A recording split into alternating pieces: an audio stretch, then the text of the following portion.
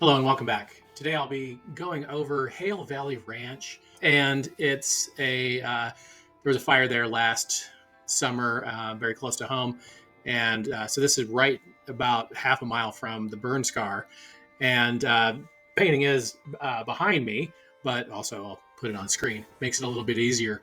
So why I painted this and what to look for, what was the magic of this scene? And the magic is it just had a natural layering of the elements. With uh, There wasn't a fire that day, but or the fire wasn't there that day, I should say. It was There was a fire in Wyoming that was giving atmosphere to this, and I've got a lot of other paintings in the works for because of that fire, creating so much atmosphere and mystery. So the ridge far in the distance was just, there's enough distinction between the sky and that ridge, and then there was a tree line, predominantly aspens that were starting to change colors, and then as we get into the area of interest, the one of the closest ridges to us, I that was where that's what really captured my eye. And so on the lower right of the painting, just right of the third mark, the rule of thirds, is the area of interest, which would be the yellow shrub with the dark tree behind it. And then to the left of that, just left of center, there are two pine trees or coniferous trees. And I exaggerated their height just slightly to create some added depth, to have a little bit of an overlap. And with those two trees, because of the slope, the one tree is technically taller than the other, but the tip tops of the trees are almost the same height. And so, that would be one area where maybe I wish I had changed that a little bit. So that's what captured my eye. Now, moving on to composition, and I am doing a little bit of armchair quarterbacking here, where I'm critiquing my own work and I'm kind of plugging it into a system that I'm working on to help me with my plein air work. And also, then as I develop that system, is to help you if you're having a problem getting started, or maybe your consistency isn't there because you don't have a system. So I'm developing a system and I'm calling it the CAVE system.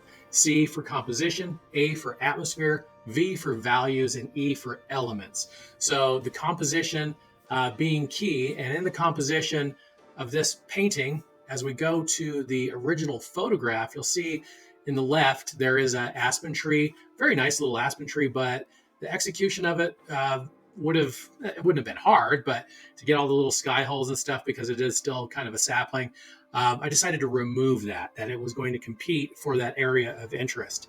And one thing of note is I'm trying to not use the term focal point, because the painting is the focal point. The area of interest is here, and then the eye can move around and come back to that area of interest.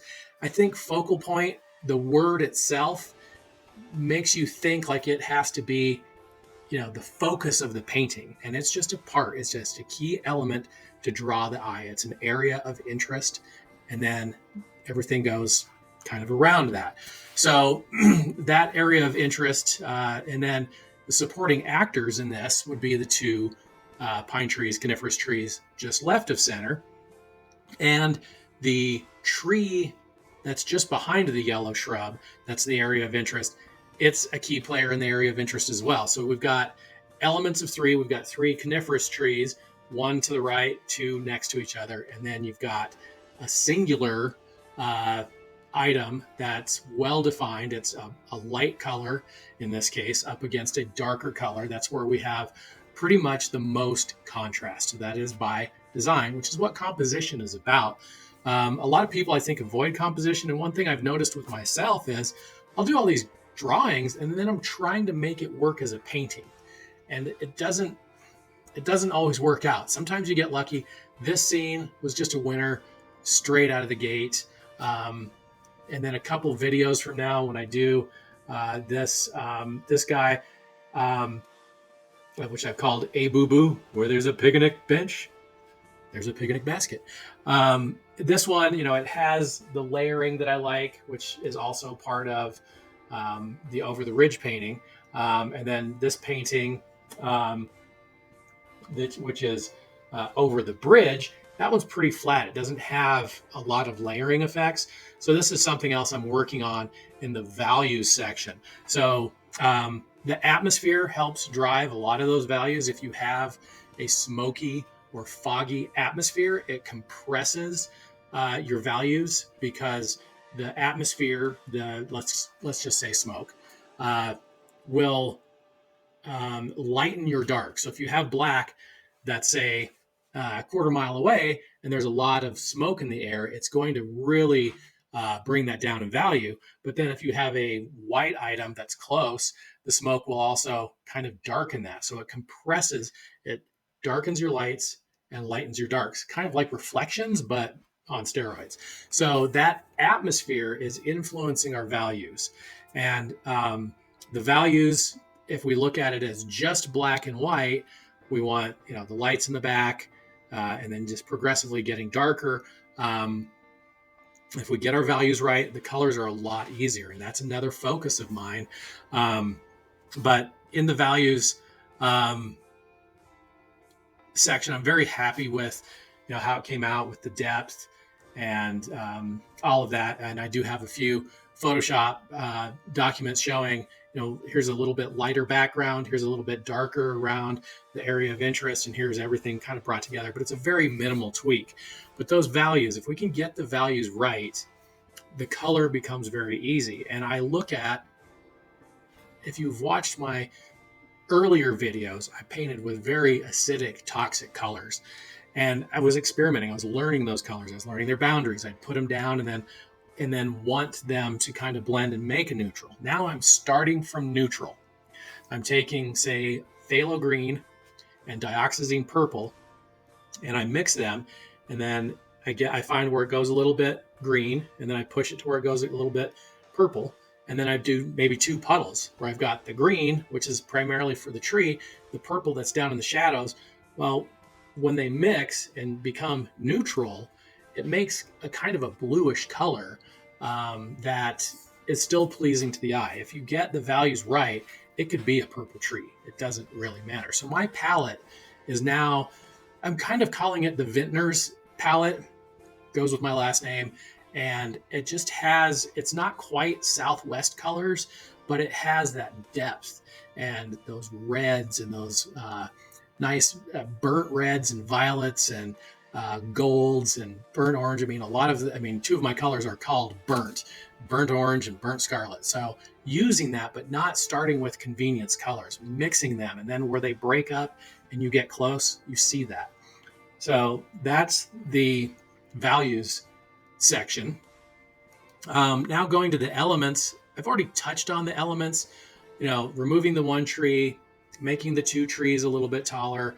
This shrub is bright and vibrant, this tree behind it. So just getting those elements to play with each other, or relationships. Everything is about the relationships. A color is neither warm nor cool unless it's next to something that's warm or cool. So, green is warm against, the bright blue, and then it's cool against yellow. So it's about relationships of size, color, value, and then all of that goes together to create the atmosphere. In the drawing phase, I will say I'm trying to keep the pencil, just as a guideline, but going a little bit heavier in that area of interest. One, so it doesn't get lost, initially get lost, but over the time, I want it to be lost. It's very difficult to find the pencil marks on that particular painting. And one thing that I took as a compliment, whether it was intended that way or not, was one of the people in my group said, "Is that watercolor?" And then said, "Oh, I thought it might have been an oil." So I like my palette being that way. I like that dark, rich, deep colored palette, and also not being so reliant upon lines and negative shapes and the things that are typically what watercolorists do. I am trying to become a painter that uses watercolor as my medium, and I do use some watercolorist techniques. But to me, the distinction is there's a little bit more brushwork applied, whereas a watercolorist, there's a giant wash and then another giant wash, which goes with my layering system. It's fine.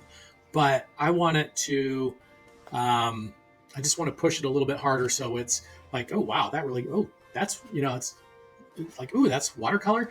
Similar to if you've ever been and you've seen a photorealist and they paint. I remember seeing a bowl of a colander full of strawberries, and this person painted it. And I asked another artist, "Did you see that watercolor?" And they were like, "No, that's a photograph." And I'm like, "No, it's not." So I don't want to go for the realism aspect, but I do want to go for the conversational aspect. Did you see that? I didn't realize that was a watercolor. So that's where I am with that. And then that's the drawing phase. And moving down the line, my color choices, already talked about it. Start from neutral, act as if it's a black and white photo, and then just introduce color, saving that cherry on top, that vibrant red, or in this case, yellow, saving that vibrancy for your area of interest, giving, say, 100% of the chroma to the local color. And then as the painting radiates out, it's just slightly less color. Maybe it goes to 80% chroma. So, and then just it relies on its values. So that's where I am there. Painting, just keeping that layering effect. In the case of watercolor, most of the time working light to dark. I have experimented with other paintings of at least laying in the shadows initially, so to kind of serve as a guideline. And that's, maybe, who knows. Now getting on to what I would change. And here are the Photoshop documents. I've got so the original, or the painting, the actual painting. And then here, I just lightened up the background just a little bit to help the supporting actors kind of stand out a little bit. And then in this one, going back to the original, but I'm darkening some areas. And I didn't darken the two trees, but I did kind of go into them slightly, just where the stump is and some of the shadows. And I added just a tiny amount of dappled light. And then the lower ridge, I gave it a little bit more darkness, just to kind of bring that forward. And then now I'll bring it all together. And here is the lighter upper portion, and then the mid portion has been darkened, and then that lower ridge as well. So very minor tweaks that, had I done a value study, I don't know. I don't work at that level of precision right now, and I don't know that I ever will, but I'm not saying I never will. My thing is if I can get to 80% and I just don't know where I'm going with it next, I'll just leave it alone. One thing with that particular painting is I knew I was going to be entering some paintings into the Plein Air Artists of Colorado annual online show, and it has to be 100% in the field, 100% plein air. And so I left it alone and didn't do any touch up on it. And when it gets to 80%, I'm like, okay, I can fix it at home if I, choose to, or I might look at it and say, you know what, that'll do, pig, that'll do. And so this had that that'll do, pig moment to it. So again, in closing, I guess this is the introduction of the cave painting system. Again, it is C for composition, A for atmosphere, V for values, E for elements. And those are the primary things going into it. Color, you can personalize because we're primarily working it with the values. Your painting technique, it doesn't, you can use this for semi-realism. You can use this. It's designed to help me get a painting done in 90 minutes to 3 hours. And as I design this, I'm bearing in mind people who think they need all this elaborate setup and a whole day to do a painting, getting those best practices in place so that you can get a painting done in 3 hours. You might have to plan a little bit ahead the night before, where am I going to go, making sure 100% of your gear's ready, and then you put it by the door and you set your alarm, you get up, you have some coffee, you look at the weather, and then you grab your gear and you go. Or you paint your garage, or your, whatever your studio space is. Speaking of garage, I'm in my studio in the garage right now, and it is, it's gotten up to 66 degrees, but it's the reason I'm wearing the vest. So if this resonates with you and you're half as excited as I am about this cave painting system and watching it develop, if you haven't liked, shared, and subscribed yet, please do. Let people know that, or let YouTube know that this is interesting to you, and people with similar interests will be able to find this channel. Ultimately, my goal is a year or so down the road to be able to use this system in plein air competitions. I'm working on PDFs that I can put on a website eventually to share with people, where it has a little, unfortunately, I don't have it right in front of me. I'll put one up though, where it has the cave system and then it has an area for thumbnails, making sure that you do some thumbnails just a little bit. Uh, whether it's a thumbnail as a drawing for your compositional elements or for, your value study, whatever it is, it's a simplified approach that starts with composition. And all I do is a rule of thirds. I've got the four intersections of the vertical and horizontal elements of the rule of thirds, and I pick one of those four intersections. Bam, that's where my area of interest is. And then I dedicate about 25 to 30% of real estate for that, or that and its supporting actors, actresses. And then I move on to atmosphere. So next week, I'll be going over the painting Over the Bridge, which fell a little flat. And by that, I mean the painting just doesn't have that visual tension. So I'll be doing a lot of work in Photoshop on that to try to show what I should have done differently. I don't think that it's about the elements. I think it's about pushing the values. And I like the colors. I like the arrangement of it. It just doesn't have that pop. And sometimes that's the case, but that also might be appealing to somebody else. So again, thanks for tuning in, and please leave a comment below, and we'll see you next week. Till then, lovely to see you again, my friend.